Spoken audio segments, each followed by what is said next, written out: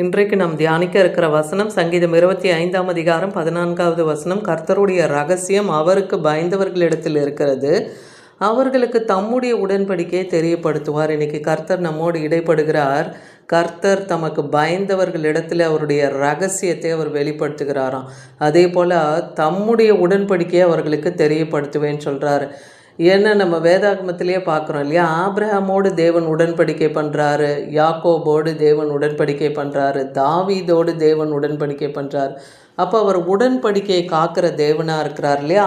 அப்படிப்பட்டவர்களுக்கு அவர்களெல்லாம் தேவனுக்கு பயந்து நடந்தாங்க இல்லையா. ஆபிரகாமும் ஈசாக்கும் யாக்கோபும் தேவனுக்கு பயந்து நடந்தாங்க. அதே போல் தாவீதும் கர்த்தருக்கு பயந்து தான் நடந்தார் இல்லையா. அவர்கள் யாரெல்லாம் கர்த்தருக்கு பயந்து நடக்கிறாங்களோ அவர்களிடத்துல கர்த்தருடைய ரகசியமும் அவருடைய உடன்படிக்கையும் தெரியப்படுத்தப்படுகிறதுன்னு பார்க்குறோம். கர்த்தருக்கு பயப்படுகிற மனுஷனை தேவன் தெரிந்து கொண்டு அவங்களுக்கு தன்னுடைய வழிகளை அவர் போதிக்கிறாரு. அவங்க எப்படி நடக்கணுன்ற வழியை கூட கர்த்தர் அவர்களுக்கு போதிக்கிறார். அவர்களுடைய அந்த ஆத்மாவில் நன்மை தங்கும்னே சொல்கிறார். அவன் சந்ததி பூமியை சுதந்திரித்து கொள்ளும். அப்போது கர்த்தருக்கு பயந்து நடக்கும்போது தேவனுடைய ரகசியம் நம் மேலே வைக்கப்படுது. அவருடைய உடன்படிக்கையை தேவன் வெளிப்படுத்தி நமக்கு வழியை போதித்து நம் சந்ததியை கூட இந்த பூமியை சுதந்திரிக்கும்படியாக கர்த்தர் செய்வேன் இன்னைக்கு நமக்கு வாக்குரைக்கிறார். யோவான் 15ஆம் அதிகாரம் 15ஆம் வசனத்தில், இனி நான் உங்களை ஊழியக்காரன் என்று சொல்லுகிறது இல்லைன்னு சொல்கிறார். ஏன்னா எஜமான் செய்கிறதை ஊழியக்காரன் அறிய மாட்டான். அதனால் நான் உங்களை சிநேகிதர் என்றேன். ஆண்டவராகிய இயேசு கிறிஸ்து தன் சீஷர்களிடத்தில் சொல்கிறார், சிநேகிதர்களேன்னு சொல்கிறார். ஏன்னா ஊழியக்காரன் எஜமானுடைய வழிகளை அறிய மாட்டான்.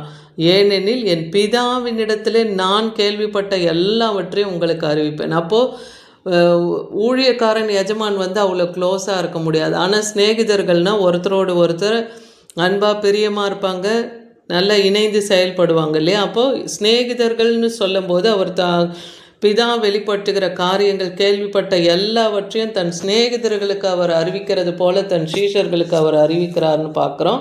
யோவான் 14ஆம் அதிகாரம் 21, 23 வசனத்தில் பார்க்கும்போது, அவர் கற்பனைகளை பெற்றுக்கொண்டு அவைகளை கை கொள்ளுகிறவனிடத்திலே நான் அன்பாக இருப்பேன்னு சொல்கிறார். அப்போ தேவன் யாரிடத்தில் அந்த ரகசியத்தை வெளிப்படுத்துகிறார் அப்படின்னு பார்க்கும்போது, கர்த்தருடைய கற்பனைகளை ஏற்று அதில் அன்பாக இருக்கிறவங்க, அது அவர்கள் என்னிடத்துலேயும் அன்பாக இருக்காங்க, என் பிதாவுக்கும் அன்பாக இருப்பான் அவன் சொல்கிறார். நானும் அவனிலே அன்பாக இருந்து அவனுக்கு என்னை வெளிப்படுத்துவேன். அப்போ ஆண்டவராகிய இயேசு கிறிஸ்துவை தனக்கு விசுவாசிக்கிறவங்க, தன்னிடத்தில் விசுவாசிக்கிறவங்களும் தன்னிடத்தில் தன் கற்பனைகளை கை கொள்ளுகிறவர்களுக்கும் தன்னை வெளிப்படுத்துவேன்னே சொல்கிறார். ஏன்னா அப்போ யூதா என்பவர், யூதாஸ் காரியோத் அல்லாத ஒரு யூதா இயேசு கிறிஸ்துவை நோக்கி சொல்கிறார், அப்போ பிதாவை எங்களுக்கு வெளிப்படுத்துங்கன்னு. அப்போ அதுக்கு ஆண்டவராகிய இயேசு கிறிஸ்து பிரதியுத்தரமாக சொல்கிறாரு, ஒருவன் என்னில் அன்பாக இருந்தால் அவன் என் வசனத்தை கை கொள்வான், அவனில் என் பிதாவும் அன்பாக இருப்பார். அப்போது ஆண்டவராகிய இயேசு கிறிஸ்துவனுடைய வார்த்தையை நாம் விசுவாசிக்கணும். அப்போ அவருடைய வசனத்தை நாம் கை கொள்ளுவோம். அப்போ பிதாவும் நம்மிடத்துல அன்பாக இருப்பார், நாங்கள் அவனிடத்துல அவனோடு வாசம் பண்ணுவேன்னு சொல்கிறார். அப்போ பிதா, குமாரன், பரிசுத்த ஆவி திரியேக வல்லமை நமக்குள்ளாக பிரசன்னமாகும் இல்லையா. அவர் நம்மோடு கூட வாசம் பண்ணுவார். எப்போன்னா அவர் கற்பனைகளை நாம் கை கொண்டு நடக்கும்போது நம்மோடு அவர் வாசம் பண்ணுவார். அப்போ பிதாவை நாம் காண முடியும், அவர் சத்தத்தையும் நம்மளால் உணர முடியும். அதுதான் இங்கே அந்த சீஷருக்கு சொல்கிறார்.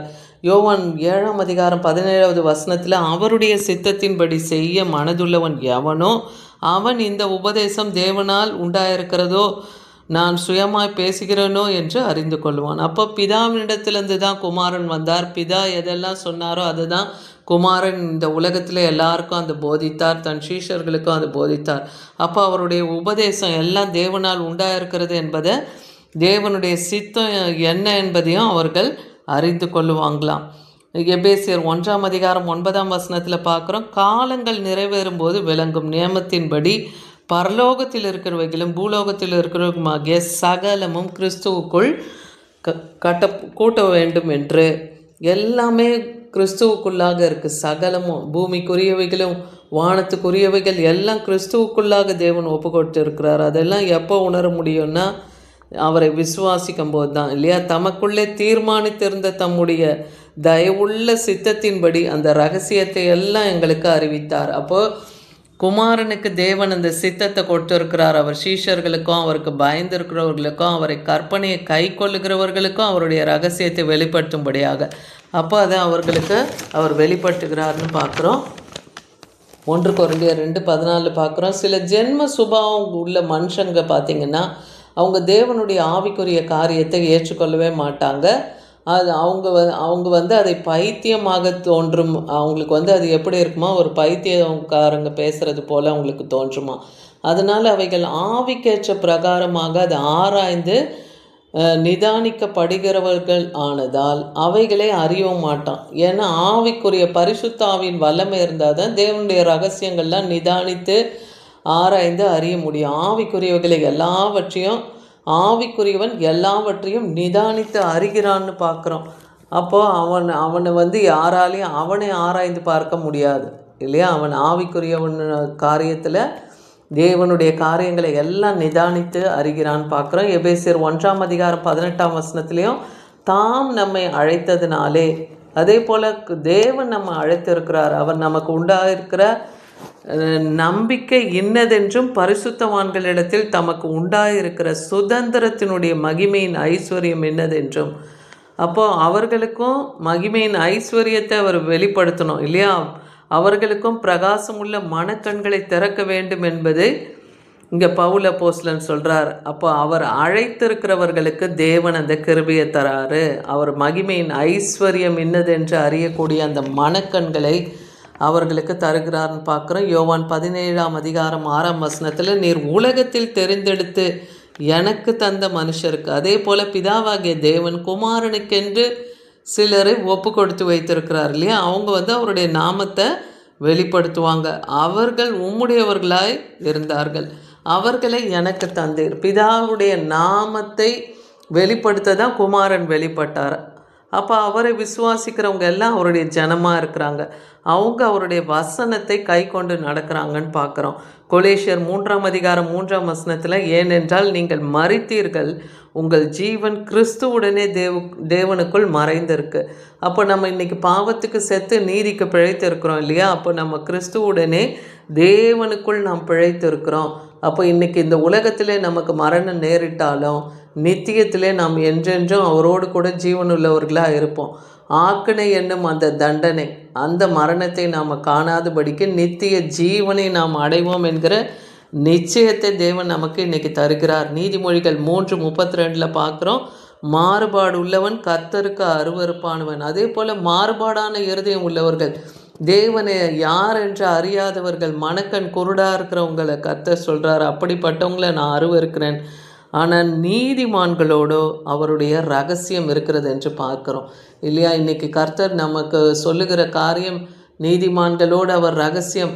அதே போல் பரிசுத்தவான்கள், அவருக்கு பயந்திருக்கிறவர்கள், அவர் கற்பனையை கை கொள்ளுகிறவர்கள் மேலெல்லாம் தன்னுடைய ரகசியத்தை வைக்கிறார். அவர்களுக்கு அந்த உடன்படிக்கை தேவன் காக்கிறார். அவங்களுடைய சந்ததியை இந்த பூமியை சுதந்திரிக்கும்படியாய் செய்கிறார்.